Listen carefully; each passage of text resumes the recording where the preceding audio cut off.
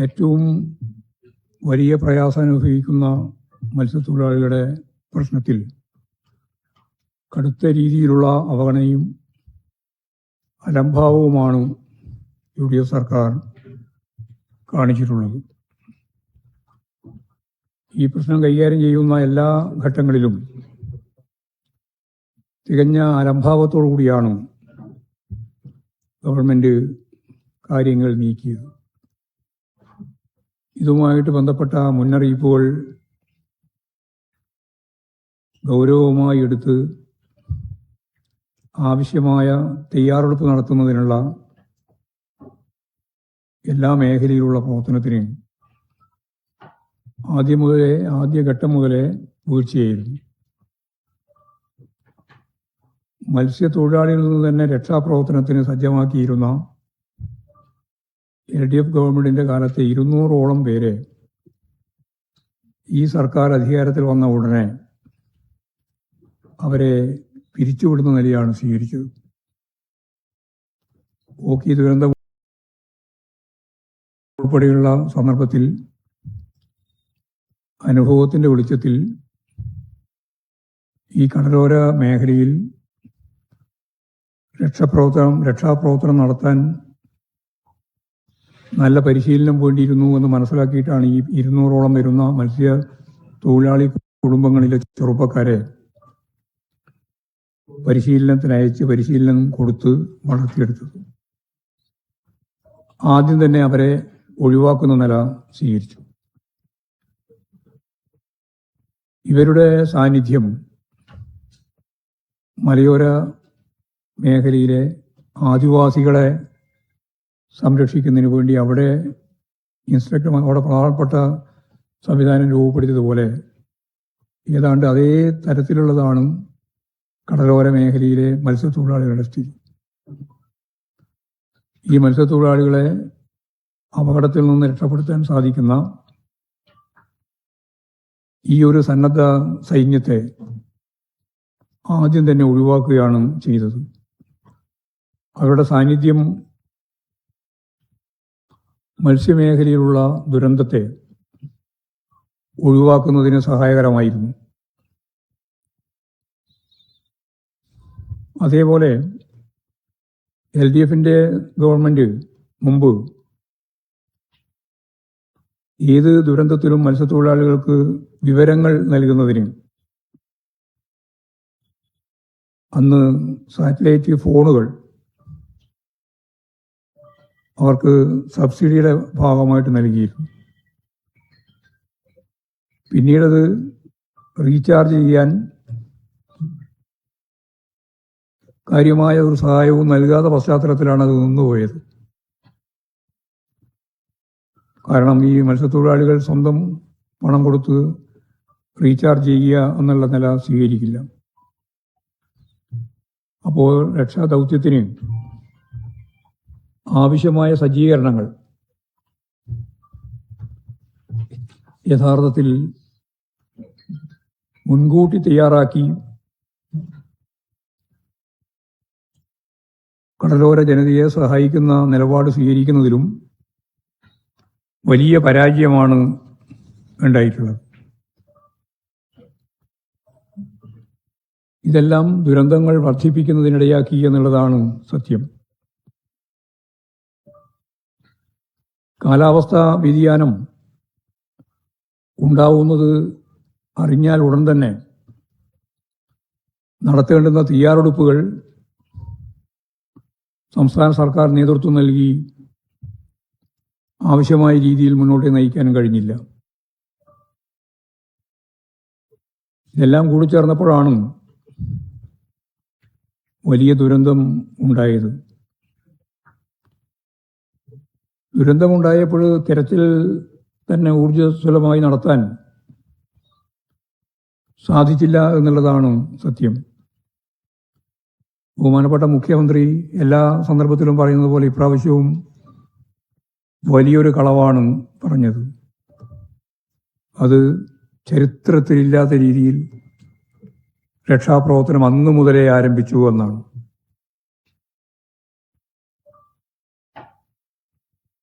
നീണ്ടകരയിൽ ഇന്നലെ ഞാൻ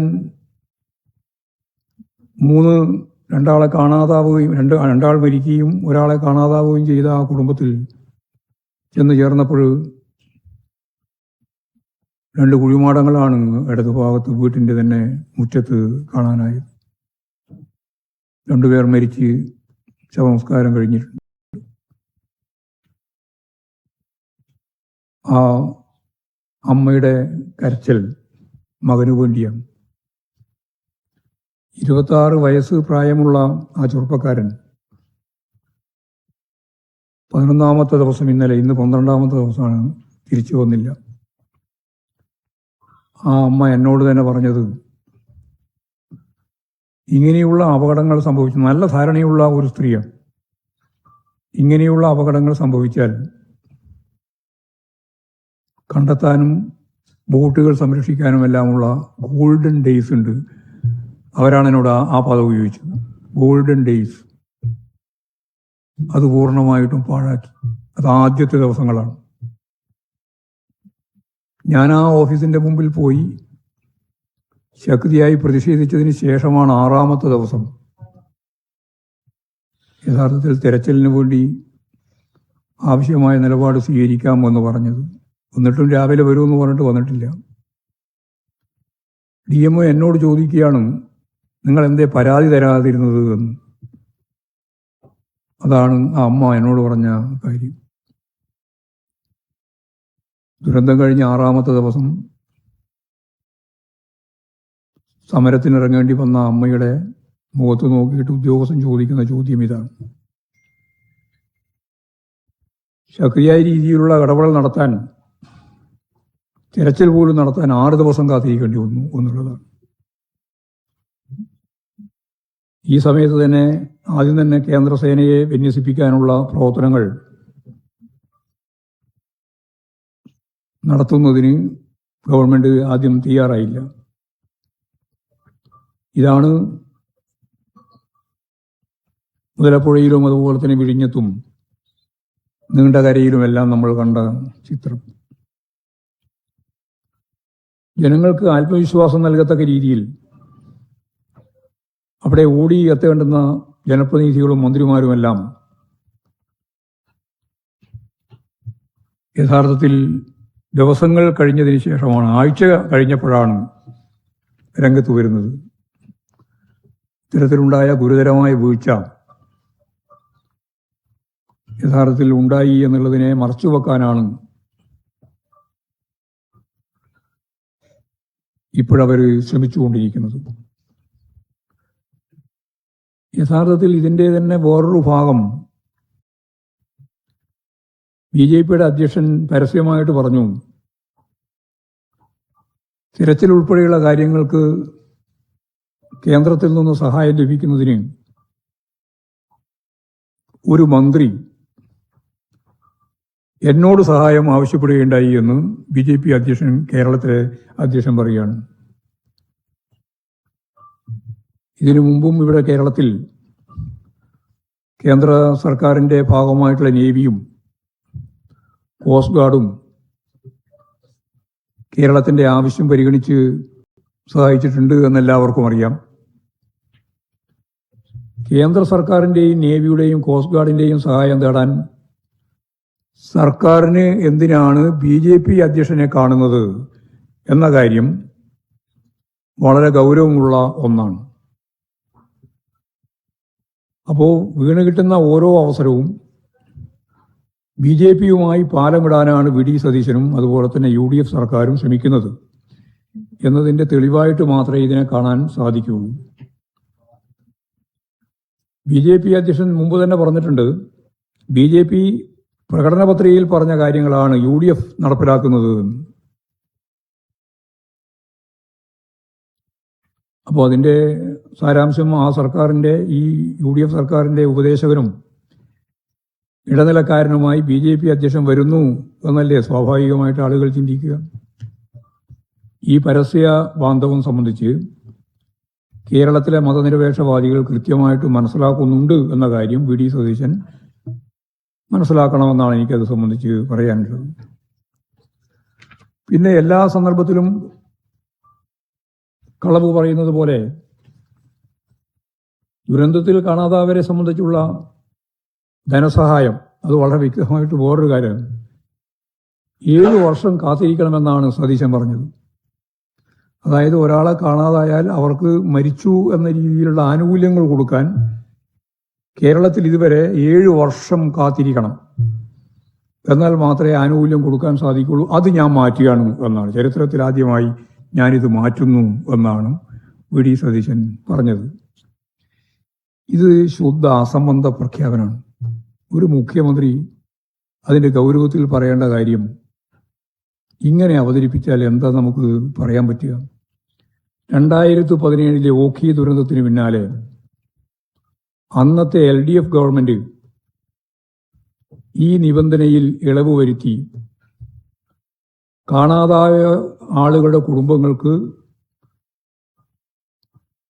മാസങ്ങൾക്കകം, കാത്തിരുന്നിട്ടൊന്നുമില്ല, മാസങ്ങൾക്കകം ധനസഹായം നൽകുന്ന നില സ്വീകരിച്ചു. ഇത്തരത്തിൽ 33 കുടുംബങ്ങളുണ്ടായിരുന്നു.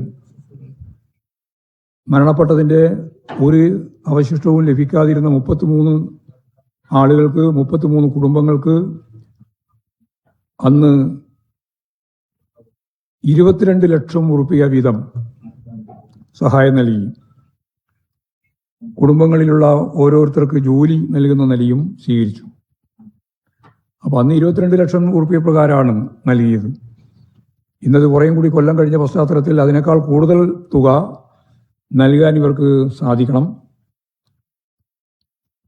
142 പേർക്കാണ് ഈ 22 ലക്ഷം ഉറുപ്പിക പ്രകാരമുള്ള സഹായം അന്ന് മൊത്തം നൽകിയത്. അതിൽ 33 കുടുംബങ്ങൾക്ക് സഹായം നൽകിയത് മരണപ്പെട്ടവരുടെ കൃത്യമായ വിവരങ്ങളൊന്നും ലഭിക്കാതെ തന്നെയാണ്. എന്നിട്ടാണ് ഇപ്പോൾ കേരളത്തിലെ മുഖ്യമന്ത്രി പറയുന്നത് ചരിത്രത്തിലാദ്യമായി 7 വർഷം കാത്തിരുന്ന് മാത്രമേ ആനുകൂല്യങ്ങൾ നൽകാൻ സാധിക്കുകയുള്ളൂ, അത് ഞാൻ മാറ്റി ഇപ്പോൾ കൊടുക്കാൻ പോവുകയാണ് എന്ന്. കവളപ്പാറ മുണ്ടക്കൈ ദുരന്തത്തിലും ഈ രീതി തന്നെയാണ് ഇടതുപക്ഷ ജനാധിപത്യ മുന്നണി ഗവൺമെന്റ് സ്വീകരിച്ചിരുന്നത് എന്നെല്ലാവർക്കും അറിയാം. പിന്നെ ഹെലികോപ്റ്റർ ആദ്യമായി ഉപയോഗിച്ചത് ഇവിടെയാണ് എന്ന കളവും തട്ടിവിട്ടു. ഹെലികോപ്റ്റർ ഉപയോഗിച്ചത് ഇപ്പോഴാണ് എന്നാണ് അദ്ദേഹം പറഞ്ഞത്. ഓഖി ദുരന്തത്തിന്റെ ഘട്ടത്തിൽ 4 യുദ്ധവിമാനങ്ങളും നാവികസേനയുടെ 7 കപ്പലുകളും 2 ഹെലികോപ്റ്ററുകളും ഉപയോഗിച്ചിരുന്നു. ഈ സമൂഹത്തോടാണ് പറയുന്നത് എന്നുള്ള ധാരണ വേണ്ടേ? എന്തു പറഞ്ഞാലും അതൊക്കെ അങ്ങോട്ട് വിശ്വസിച്ചു പോകുന്ന ആളുകളാണ് കേരളത്തിലെ ജനങ്ങൾ എന്ന് ധരിക്കാൻ പാടുണ്ടോ ഒരു മുഖ്യമന്ത്രി? അപ്പോ മുണ്ടക്കൈയിലും ഇതേ തരത്തിലുള്ള ഹെലികോപ്റ്റർ നമ്മൾ ഉപയോഗിച്ചിട്ടുണ്ട്. അപ്പൊ ഇത് വളരെ ഗൗരവമുള്ള ഒരു പ്രശ്നമായിട്ടാണ് നമ്മൾ കാണേണ്ടത്. ഈ ഒരു പശ്ചാത്തലത്തിൽ 3-4 പ്രധാനപ്പെട്ട കാര്യങ്ങൾ ഭാവിയിൽ ചെയ്യേണ്ടതായിട്ടുണ്ട് എന്നാണ് ഗവൺമെന്റിനോട് അഭ്യർത്ഥിക്കാനുള്ളത്. ഒന്ന്, ഈ കമ്മ്യൂണിക്കേഷന്, അതായത് ഇപ്പം കടലിൽ പോയതിന് ശേഷം പുതിയ വിവരങ്ങൾ കിട്ടിക്കഴിഞ്ഞാൽ അവരെ അറിയിക്കാൻ ഇപ്പോൾ സംവിധാനമില്ല. നേരത്തെ പറഞ്ഞ പോലെ സാറ്റലൈറ്റ് ഫോൺ അവർക്ക് ഉണ്ടായിരുന്നു, അതിപ്പോൾ റീചാർജ് ചെയ്ത് കൊടുക്കുന്നില്ല. അപ്പോൾ അടിയന്തരമായി ചെയ്യേണ്ടത് ISRO വികസിപ്പിച്ചെടുത്ത ഒരു സാങ്കേതിക വൈദഗ്ധ്യത്തോടു കൂടിയുള്ളതാണ് ഈ സാറ്റലൈറ്റ് ഫോൺ എന്ന് പറയുന്നത്. അതിന് എപ്പോഴും വിവരം കൊടുക്കാൻ നമുക്ക് സാധിക്കും, സിഗ്നൽ നൽകാൻ കഴിയും. അത് കേരളത്തിലെ എല്ലാ തീരപ്രദേശങ്ങളിലുള്ള മത്സ്യത്തൊഴിലാളികൾക്കും നൽകാൻ സാധിക്കണം. അതിന് സൗജന്യമായി അവർക്ക് റീചാർജ് ചെയ്യുന്നതിന് വേണ്ടി സംവിധാനം ഉണ്ടായി കൊടുക്കണം. അങ്ങനെ ഉണ്ടായി കൊടുക്കുന്നില്ലെങ്കിൽ യഥാർത്ഥത്തിൽ അത് വഴിക്ക് വെച്ച് നിന്നുപോകും. അപ്പോൾ ആവശ്യമായ അത്ര പുതിയ സംവിധാനം രൂപപ്പെടുത്തി ഈ സാറ്റലൈറ്റ് ഫോൺ അവർക്ക് ലഭിക്കും എന്നുള്ളതിന് ഉറപ്പുണ്ടാക്കണം. അത് കമ്മ്യൂണിക്കേഷൻ ഏറ്റവും പ്രധാനപ്പെട്ട ആവശ്യമുള്ള ഒന്നാണ്. അത് രാജ്യത്ത് വികസിപ്പിച്ചത് ISRO ആണ്. അതിൽ 80% പ്രൈവറ്റ് മേഖലക്ക് നൽകി കഴിഞ്ഞു. ബാക്കി 20% നൽകിയിട്ടുള്ളത് പട്ടാളത്തിനാണ്. അപ്പോൾ അതിൽ നിന്ന് ഗവൺമെന്റുമായിട്ട് ബന്ധപ്പെട്ടുകൊണ്ടാണ് ഇവർക്ക് ഒരു ചെറിയ രീതിയിൽ മത്സ്യത്തൊഴിലാളികൾ കൊടുക്കാൻ തീരുമാനിച്ചിരുന്നത്. അതിപ്പോഴും നിലച്ചിരിക്കുകയാണ്. അത് അടിയന്തരമായി പുനഃസ്ഥാപിക്കണം. രക്ഷാപ്രവർത്തനത്തിന് പരിശീലനം നേടിയിട്ടുള്ള 200 ആളുകളെ നേരത്തെ പറഞ്ഞ പോലെ പിരിച്ചുവിട്ടിട്ടുണ്ട്. അവരെ അടിയന്തരമായും തിരിച്ചെടുത്ത് മറ്റു കുറേയും കൂടി ആളുകൾക്ക് പരിശീലനം നൽകി അവരെയും കൂടി തീരപ്രദേശങ്ങളിൽ വിന്യസിപ്പിക്കാൻ സാധിക്കണം.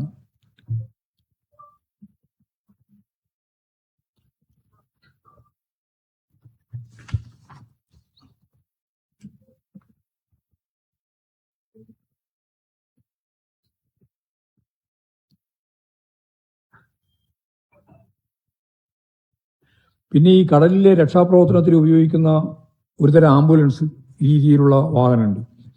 അത് യഥാർത്ഥത്തിൽ നമ്മൾ കഴിഞ്ഞ പ്രാവശ്യം ഉണ്ടായതാണ്. അതൊക്കെ ഇപ്പോൾ തീരപ്രദേശങ്ങൾ ഇല്ലാതായി കഴിഞ്ഞിരിക്കുന്നു എന്നുള്ളതാണ് പ്രശ്നം. അത് നൽകുന്നതിന് വേണ്ടി കഴിയണം. ഈ 3-4 കാര്യങ്ങൾ ഭാവിയിൽ ഇപ്പോഴത്തന്നെ ശ്രദ്ധിച്ച് കൈകാര്യം ചെയ്യുന്ന നില ഉണ്ടാവണം എന്നുള്ളതാണ് അത് സംബന്ധിച്ച് പറയാനുള്ളത്. കണ്ണൂരിലെ രക്ഷാപ്രവർത്തനവുമായി ബന്ധപ്പെട്ടുണ്ടായ കാര്യം നമുക്കറിയാം. അവിടെ മരണപ്പെട്ടു രാജേഷ്. മൃതദേഹത്തോട് കാണിച്ച അനാദരവ് നമ്മൾ കഴിഞ്ഞ പ്രാവശ്യം തന്നെ ചൂണ്ടിക്കാണിച്ചതാണ്. ഇപ്പോഴൊരു തഹസിൽദാരുടെ പേരിൽ കേസെടുത്ത് അദ്ദേഹത്തെ സസ്പെൻഡ് ചെയ്തുകൊണ്ട് മാത്രം അവസാനിപ്പിക്കാനാണ് ശ്രമിക്കുന്നത്. അപ്പോൾ രക്ഷാപ്രവർത്തനത്തിന് ജനപ്രതിനിധികളോ മന്ത്രിമാരോ ഒന്നും തന്നെ ആ സന്ദർഭത്തിൽ അവിടെ പോവുകയോ ഉണ്ടായ കാര്യം മനസ്സിലാക്കിയിട്ട് ഇടപെടാൻ ശ്രമിക്കുകയോ ചെയ്തിട്ടില്ല എന്നുള്ളത് വളരെ ഗൗരവമുള്ള പ്രശ്നമാണ്. മാത്രമല്ല, രക്ഷാപ്രവർത്തനത്തിന് പോകുന്നവരെ കുറിച്ച് അന്ന് മന്ത്രി സണ്ണി ജോസഫ് പറഞ്ഞത് സ്വന്തം റിസ്കിലായിരിക്കണം രക്ഷാപ്രവർത്തനമെന്നാണ്. ഇങ്ങനെ ഏതെങ്കിലും ഒരു മന്ത്രിയോ ഏതെങ്കിലും ഒരു ഗവൺമെന്റോ പറയോ സന്നദ്ധരായി മുന്നോട്ടേക്ക് വരുന്ന സന്നദ്ധ പ്രവർത്തകരോട് നിങ്ങളുടെ റിസ്കിലാണ് നിങ്ങൾ ഈ സന്നദ്ധ പ്രവർത്തനം നടത്തേണ്ടത് എന്ന് ഒരിക്കലും ആരും പറയുന്ന നിലയല്ല ഉണ്ടായിരുന്നത്. പക്ഷേ കണ്ണൂരിന്റെ ചാർജുള്ള മന്ത്രി, വൈദ്യുതി വകുപ്പ് മന്ത്രി സണ്ണി ജോസഫ് തന്നെയാണ് ഇക്കാര്യം പറഞ്ഞത്. ജനപ്രതിനിധികൾ ഉൾപ്പെടെ ആ മണ്ഡലത്തിൽ ഇടപെട്ടില്ല എന്നുള്ള കാര്യവും എല്ലാവരും ചൂണ്ടിക്കാണിച്ചിട്ടുള്ളതാണ്. ആ രാജേഷ് സ്വന്തം ലൈഫ് ജാക്കറ്റ് മറ്റൊരാൾക്ക് നൽകി അദ്ദേഹത്തെ രക്ഷപ്പെടുത്തിയിട്ടാണ് രക്ഷാപ്രവർത്തനത്തിന് നേതൃത്വം കൊടുത്തിരുന്ന രാജേഷ് തന്നെ മരണത്തിലേക്ക് വഴുതി വീണത്. മാതൃകാപരമാണ് എന്നാണ്, മഹത്തരമാണ് എന്നാണ് ഹൈക്കോടതി ഈ പ്രവർത്തനത്തെ വിശേഷിപ്പിച്ചത്. ഇവിടെ മാത്രമല്ല, 2018-2019 കാലത്ത് പ്രളയമുണ്ടായപ്പോൾ മുണ്ടക്കൈ ചൂരൽമല മണ്ണിടിഞ്ഞ സംഭവം ഉണ്ടായപ്പോഴും അദ്ദേഹം രാജേഷ് അവിടെ പോയിരുന്നു രക്ഷാപ്രവർത്തനത്തിന്റെ ഭാഗമായിട്ട്. കർണാടകയിലെ ഷുരൂരിൽ കേരളത്തിലെ ലോറിയും ഡ്രൈവറായ അർജുനന്റെയും കാണാതായ സാഹചര്യം വന്നപ്പോഴും അവിടെ സഹപ്രവർത്തകരെയും കൊണ്ട് രക്ഷാപ്രവർത്തനത്തിന് രാജേഷ് അവിടെയും പോയിരുന്നു. അദ്ദേഹത്തിന്റെ മൃതദേഹം കണ്ണൂരിൽ നിന്ന് തിരുവനന്തപുരത്തേക്ക് കൊണ്ടുവരുന്നതിന് യഥാർത്ഥത്തിൽ ആംബുലൻസിൽ ആവശ്യമുള്ള ഫ്രീസർ ഉൾപ്പെടെ ഉണ്ടായിരുന്നില്ല എന്നുള്ള കാര്യമാണ് നമ്മൾ കഴിഞ്ഞ പ്രാവശ്യം ശക്തിയായിട്ട് ചൂണ്ടിക്കാണിച്ചത്. അതിപ്പോഴും വലിയ പ്രചരണമായി, വലിയ രീതിയിലുള്ള ഇടപെടലായി ആളുകൾ സ്വയം ഇത്തരത്തിലുള്ള നീച കൃത്യങ്ങളെ സംബന്ധിച്ച് പറഞ്ഞുകൊണ്ടിരിക്കുന്നു എന്നുള്ളതാണ് സ്ഥിതി. അപ്പോൾ ഓഖി ദുരന്തബാധിതർക്ക് ചെയ്ത അതേ സമീപനം, അതിനേക്കാൾ കൂടുതൽ കാര്യം ഞാൻ നേരത്തെ പറഞ്ഞില്ല, 22 ലക്ഷമാണെന്ന് കൊടുത്തത്. ഇപ്പോൾ ഇന്നത്തെ പരിസ്ഥിതിയിൽ അതിനേക്കാൾ കൂടുതൽ ആനുകൂല്യങ്ങൾ ഇവർക്ക് നൽകാൻ സാധിക്കണം. വള്ളവും വലയും എല്ലാം പൂർണ്ണമായിട്ട് നഷ്ടപ്പെട്ടവരുണ്ട്. ഇപ്പോൾ ഇവിടെ വള്ളം ഇപ്പോഴും കണ്ടു കിട്ടിയിട്ടേ ഇല്ല. സ്വാഭാവികമായിട്ടും ഒരു പുതിയ ബോട്ട് വാങ്ങിയിട്ടാണ്, അത് സ്വന്തം വീട് വിറ്റ് കിട്ടിയിട്ടുള്ള പണം കൂടി ഉപയോഗിച്ചിട്ടാണ് യഥാർത്ഥത്തിൽ 19 ലക്ഷം രൂപ കടവുൾപ്പെടെയാണ് ചേർത്തിട്ടാണ് ആ ബോട്ട് വാങ്ങിയതവർ നീണ്ടകരയിൽ. ആ ബോട്ട് അങ്ങനെ പോയി, സ്വന്തം വീടും പോയി, വീട് വിറ്റ് വാങ്ങിയ ബോട്ടും പോയി. 3 പേരാണ് ഒറ്റ കുടുംബത്തിൽ തന്നെ നഷ്ടപ്പെട്ടത്. അപ്പോൾ ഇതൊക്കെ വളരെ ഗൗരവമുള്ള പ്രശ്നമായിട്ട് പരിഗണിക്കുന്നില്ലെങ്കിൽ പ്രയാസകരമായ ഒരു അവസ്ഥയാണ് ഉണ്ടാകുക. അതുപോലെ തന്നെ രാജേഷിന്റെ കുടുംബത്തിന്, ഭാര്യയ്ക്ക് ജോലി നൽകുക എന്നുള്ളത് വളരെ പ്രധാനപ്പെട്ട ഒരാവശ്യമാണ്. അപ്പോൾ അവർക്ക് രാജേഷിനാണെങ്കിൽ വീടും ഇല്ല എന്നുള്ളത് നമുക്ക് അറിയാം. ഗവൺമെന്റ് വീട് നിർമ്മിക്കുന്നതിന് ആവശ്യമായ സഹായം ചെയ്യാമെന്ന് പറഞ്ഞിട്ടുണ്ട്. അപ്പോൾ എല്ലാ കുടുംബങ്ങളിലും ഒരാൾക്കെങ്കിലും ജോലി കൊടുക്കാൻ സാധിക്കണം. ഓഖി ദുരന്തത്തിന്റെ ഭാഗം എല്ലാവർക്കും ജോലി കൊടുത്തിട്ടുണ്ട്. വിദ്യാഭ്യാസം പൂർണ്ണമായിട്ട് ഗവൺമെന്റാണ് കൈകാര്യം ചെയ്ത് പോയത് കുട്ടികളുടെ അന്നത്തെ പരിസ്ഥിതിയിൽ. അപ്പോൾ അതുപോലെ അതിനേക്കാൾ മെച്ചപ്പെട്ട രീതിയിലുള്ള ഒരു പാക്കേജ് ഇതിന്റെ ഭാഗമായിട്ട് വേണം എന്ന് തന്നെയാണ് പറയാനുള്ളത്. മയക്കുമരുന്നുമായി ബന്ധപ്പെട്ട പ്രശ്നം വളരെ സീരിയസ് ആയിട്ട് ഇപ്പോൾ ഉയർന്നു വന്നിരിക്കുകയാണ്. മയക്കുമരുന്ന് കടത്തിൽ മുഖ്യമന്ത്രിയുടെ സോഷ്യൽ മീഡിയ കോർഡിനേറ്റർ പിടിയിലായി എന്ന ഞെട്ടിക്കുന്ന വാർത്തയാണ് പുറത്തു വന്നിരിക്കുന്നത്.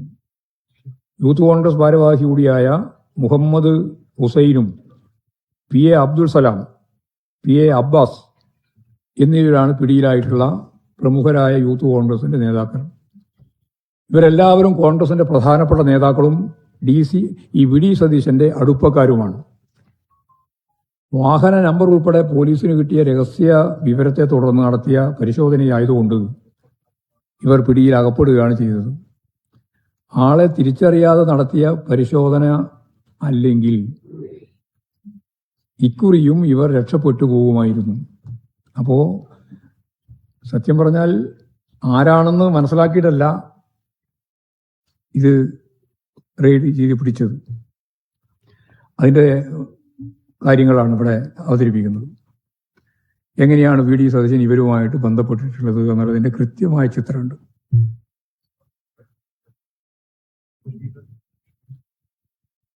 അപ്പോൾ മുഹമ്മദ് ഹുസൈൻ ഫേസ്ബുക്ക് പ്രൊഫൈലിൽ തന്നെ അദ്ദേഹം വി ഡി സതീശന്റെ സോഷ്യൽ മീഡിയ കോർഡിനേറ്റർ ആണെന്ന് രേഖപ്പെടുത്തിയിട്ടുള്ളതാണ്.